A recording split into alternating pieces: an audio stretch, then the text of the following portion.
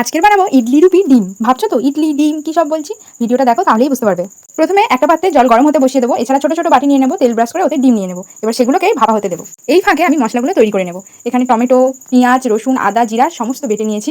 এরই মধ্যে ডিম ভাপা হয়ে রেডি। কি বলেছিলাম, অনেকটা ইডলির মতো দেখাচ্ছে না? এবার এই ইডলি রুপি ডিমগুলোকে ভালো করে ভেজে নেবো। আজকের রেসিপিটির নাম কিন্তু ডিম ভাপাকারি। ভাজা হয়ে এলে প্রথমে ওই তেলে দিয়ে দেবো পেঁয়াজ বাটা, টমেটো পিউরি, তারপর দেবো রসুন বাটা। বেশ কিছুক্ষণ কষিয়ে দিয়ে দেবো জিরা ও আদা বাটা। পরিমাণ মতো নুন, হলুদ। আগে থেকে সিদ্ধ করে রেখেছিলাম দুটো আলু, হাত দিয়েই ম্যাশ করে নেব।